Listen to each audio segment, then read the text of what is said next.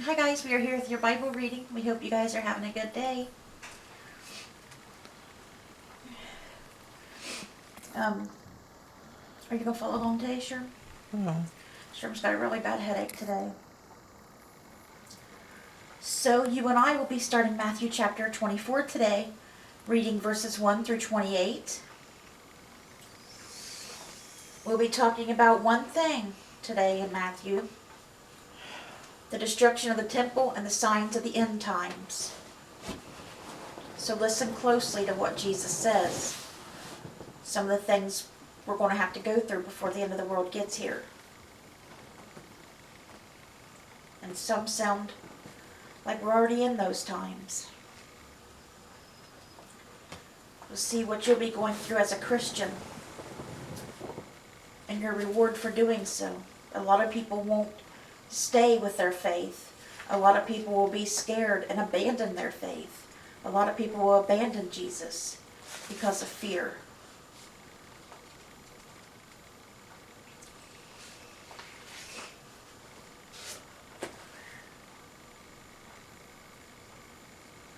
So let's go ahead and get started here, you guys. If you'd like to follow along with me, we'll be reading in the New International Version.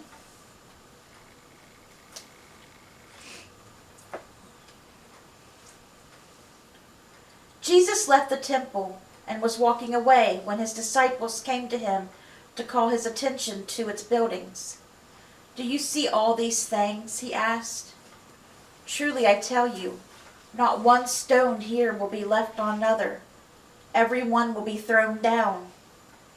As Jesus was sitting on the Mount of Olives, the disciples came to him privately. "Tell us," they said, "when will this happen? And what will be the sign of your coming and of the end of the age?" Jesus answered, "Watch out that no one deceives you. For many will come in my name, claiming I am the Messiah, and will deceive many. You will hear of wars and rumors of wars, but see to it that you are not alarmed. Such things must happen, but the end is still to come.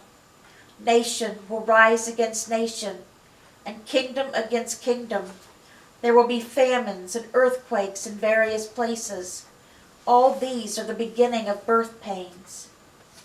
Then you will be handed over to be persecuted and put to death, and you will be hated by all nations because of me. At that time, many will turn away from the faith and will betray and hate each other. And many false prophets will appear and deceive many people. Because of the increase of wickedness, the love of most will grow cold. But the one who stands firm to the end will be saved.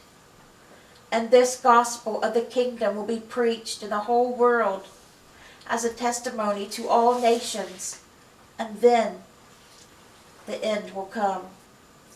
So when you see standing in the holy place the abomination that causes desolation, spoken of through the prophet Daniel, let the reader understand. Then let those who are in Judea flee to the mountains. Let no one on the housetop go down to take anything out of the house. Let no one in the field go back to get their cloak. How dreadful it will be in those days for pregnant women and nursing mothers. Pray that your flight will not take place in winter or on the Sabbath, for then there will be great distress, unequaled from the beginning of the world until now, and never to be equaled again. If those days had not been cut short, no one would survive. But for the sake of the elect, those days will be shortened. At that time, if anyone says to you, 'Look, here is the Messiah,' or 'There he is,' do not believe it. For false messiahs and false prophets will appear and perform great signs and wonders to deceive, if possible, even the elect. See, I have told you ahead of time. So if anyone tells you, 'There he is, out in the wilderness,' do not go out. Or 'Here he is in the inner rooms,' do not believe it. For as lightning that comes from the east is visible even in the west, so will the coming of the Son of Man Whenever there is a carcass, there the vultures will gather. When Jesus comes back, everybody in the world is going to see him. Everybody in the world is going to know. Somebody tells you the Messiah is here, he's come to our country or to our state, to our town. That's a lie. When Jesus comes back, you will definitely know it. Everybody in the whole world will know. There will be no doubt. So like Jesus says, don't be deceived. Don't believe it. Because you'll know yourself when he comes back. Okay guys, our psalm today is Psalm 29, a psalm of David. Ascribe to the Lord, you heavenly beings. Ascribe to the Lord glory and strength. Ascribe to the Lord the glory due his name. Worship the Lord in the splendor of his holiness. The voice of the Lord is over the waters. The God of glory thunders. The Lord thunders over the mighty waters. The voice of the Lord is powerful. The voice of the Lord is majestic. The voice of the Lord breaks the cedars. The Lord breaks in pieces the cedars of Lebanon. He makes Lebanon leap like a calf, Sirion like a young wild ox. The voice of the Lord strikes with flashes of lightning. The voice of the Lord shakes the desert. The Lord shakes the desert of Kadesh. The voice of the Lord twists the oaks and strips the forest bare. And in his temple all cry, glory. The Lord sits enthroned over the flood. The Lord is enthroned as king forever. The Lord gives strength to his people. The Lord blesses his people with peace. Okay guys, that was Psalm 29, a psalm of David. And lastly, for today's Bible reading, we have several Proverbs. Proverbs chapter 7, verses 6 through 23. Still talking about adultery.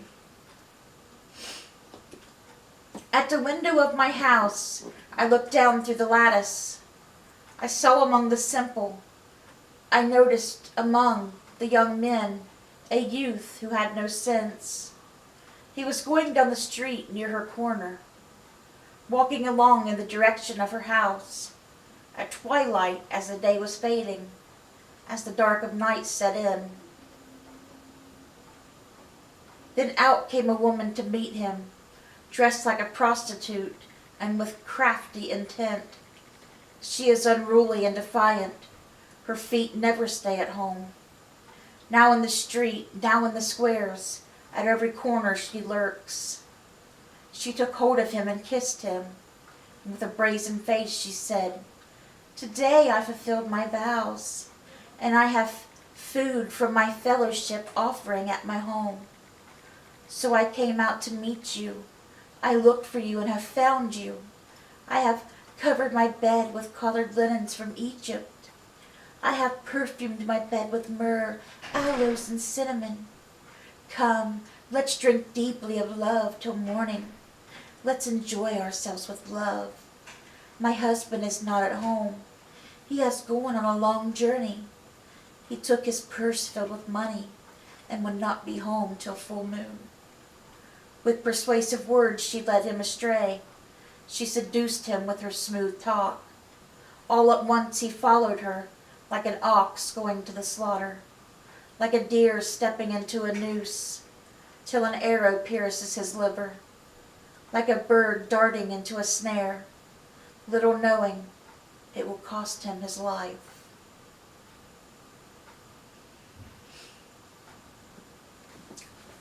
And that was Proverbs chapter 7, verses 6 through 23. Okay guys, that was our Bible reading for today. I hope it touched your guys' hearts. We are going over to Brother Sherm now with our homework. Sorry, my mouth is so dry. And our homework question for last night was, what meat was eaten at the Passover meal? and that ain't the one. No, that's not the right one. Yeah, it is. Nope.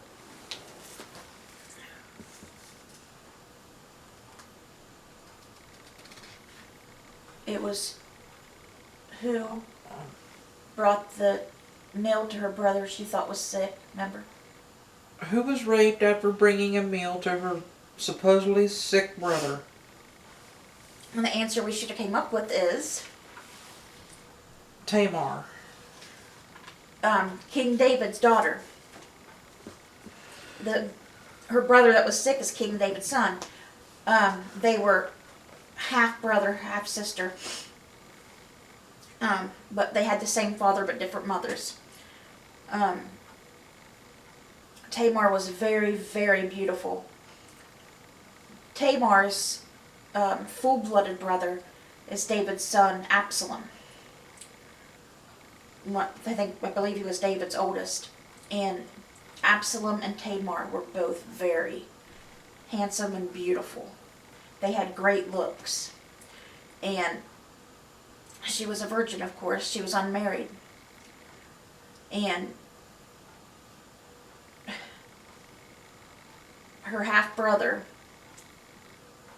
he really wasn't sick. He pretended to be sick because his whole intent was to get her in there to have sex with her. And when David found out, of course he was mad, but he didn't do nothing about it. Because girls aren't treated the way they are now, It's always what the guy wants. But Absalom, her brother, was furious. Absalom was furious at what happened to Tamar.